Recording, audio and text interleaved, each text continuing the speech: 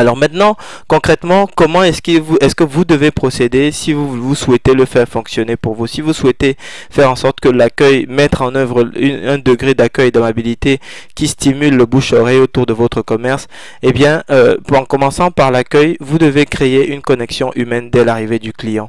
Ceci signifie que vous devez être, vous devez être par exemple toujours en mouvement dans votre commerce sans être agité, parce que quand vous êtes en mouvement, en fait, il est plus facile de rentrer en contact avec vous, ou en tout cas de vous percevoir de façon positive, plutôt que quand vous êtes vraiment en position statique. Quand vous êtes en position statique, le client a l'impression qu'il vous dérange. Et ça, peut-être que vous l'avez senti parce que vous êtes commerçant, parce que vous avez cette expérience, mais vos salariés ne le savent peut-être pas, et vous devez absolument les former à toutes ces subtilités qui vont permettre de dégager cette impression favorable et donc cette impression accueillante dans votre commerce. Ensuite, vous devez chercher le regard du client sans avoir l'air de l'épier.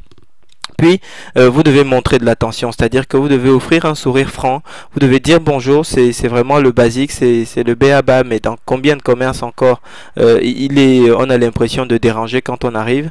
Et vous devez surtout proposer votre disponibilité en évitant le sempiternel « puis-je vous aider ?» Parce que à ce « puis-je vous aider », vous savez que la réponse universelle, c'est toujours non, je regarde. Donc, il y a des façons beaucoup plus habiles de proposer votre disponibilité et de cette façon de rentrer, de briser la glace avec le client. Et vous devez véritablement vous en préoccuper, parce que le client qui est déjà dans votre commerce, c'est celui-là, c'est en fait le retour sur les précieux investissements, sur tout cet argent que vous avez investi pour faire rentrer ce client, soit en acquérant votre pas de porte, soit en faisant de la publicité. Et là, vous devez absolument le rendre amoureux de votre commerce, et ces éléments sont déterminants pour vous permettre d'y parvenir. Maintenant, en ce qui concerne l'amabilité, le premier conseil que je peux vous donner, c'est de montrer au client que sa satisfaction compte pour vous. Pour cela, vous devez lui poser la question pour savoir s'il est totalement satisfait de sa visite.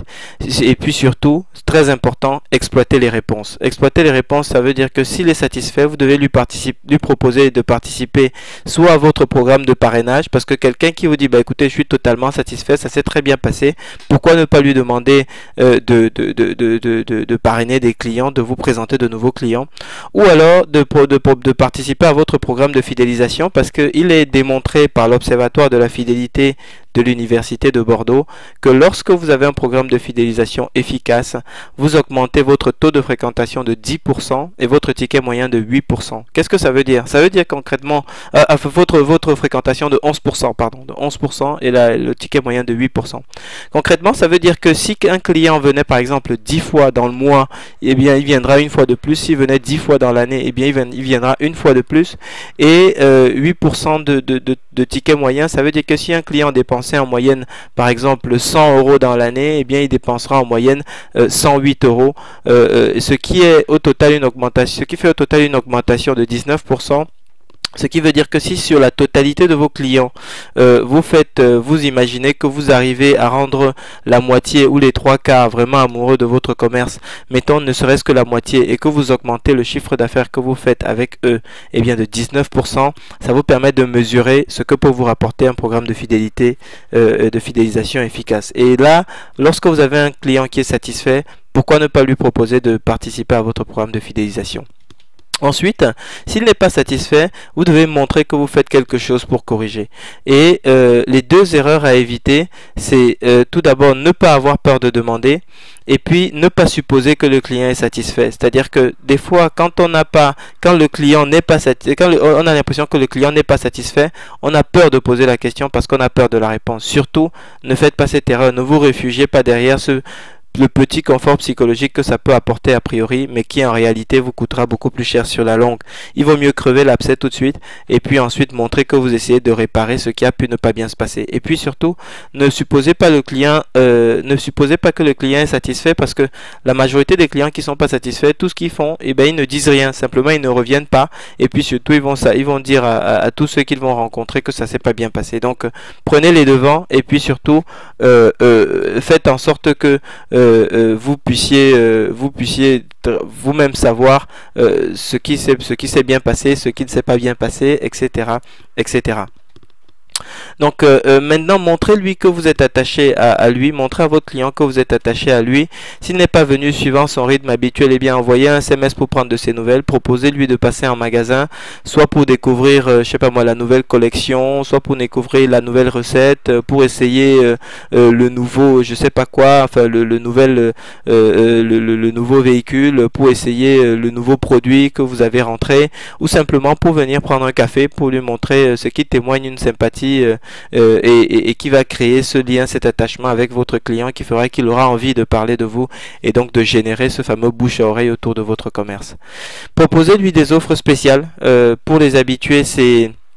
C'est proposer des offres spéciales pour les habitués. C'est une reconnaissance qui est toujours appréciée par n'importe quel client parce que eh bien ça lui montre qu'il est différent des autres, que vous avez une relation personnelle avec lui et en échange il aura tendance à construire une relation personnelle avec vous et donc également à vous recommander de cette façon aux gens qui sont autour de lui parce qu'il se souvient spécifiquement de vous et de votre commerce. Donc maintenant aller au-delà en termes d'amabilité. Par exemple, vous savez, il y a une règle. J'ai découvert un jour une entreprise aux États-Unis qui est spécialisée dans l'accueil, dans tout ce qui est bureau, etc. et qui a une règle que je souhaitais partager avec vous parce que je pense que ça peut vous donner quelques idées sur le type de choses que vous pouvez mettre en œuvre pour pouvoir vraiment maximiser la satisfaction de vos clients et donc générer, les mettre dans dans des dispositions où ils ont envie de faire du bouche à oreille autour de votre commerce. Eh bien, cette entreprise, la règle que la dirigeante avait donnée à tous les salariés, c'était qu'ils avaient carte blanche pour offrir tous les cadeaux qu'ils souhaitaient à n'importe quel client. Et là, ce qui s'est passé, c'est que évidemment, chaque client a été bien traité. Chaque salarié, premièrement, s'est senti responsabilisé, s'est senti il avait la responsabilité de la satisfaction client. Et en 5 ans, en 3 ans, cette entreprise a pris la tête de son secteur. Et ça fait 5 ou 7 ans qu'elle existe. Et la dirigeante disait qu'il n'y a jamais un seul salarié qui a abusé de cette règle pour offrir par exemple des cadeaux d'une valeur disproportionnée aux clients. Donc le message ici c'est de dire responsabilisez vos équipes, n'hésitez pas à aller au-delà de ce qui est prévu. Pour vous donner un exemple, alors nous par exemple nous ne sommes pas un commerce ayant pignon sur rue recevant des clients, mais pour vous donner un exemple, lorsque j'ai dernièrement eu une réunion avec un de mes clients qui avait nos bureaux sont à Boulogne-Billancourt avec tout notre staff et on avait ce rendez-vous important à Boulogne et ensuite notre client avait un autre rendez-vous à Boulogne, mais comme il est un provincial, il ne savait pas exactement quel était le temps de trajet, etc. et dans ces situations, au lieu de passer le temps à lui indiquer où est la station de taxi, etc., et ce qu'on a fait tout simplement, c'est que il y a une personne qui a pris un véhicule et qui allait le déposer et qui était de retour en 10 minutes, quoi. Et ça, c'est le type de choses qui n'est prévu, qui n'est écrit nulle part, mais lorsque vous responsabilisez vos équipes et que vous leur donnez le message de la satisfaction, de l'importance de la satisfaction client, eh bien, vous avez des équipes qui sont capables de prendre ce type d'initiative et c'est vous, le dirigeant de l'entreprise, qui en tirez profit parce que vous avez des clients qui sont plus attachés à votre entreprise et donc qui sont mieux disposés à générer du bouche à oreille autour de votre activité.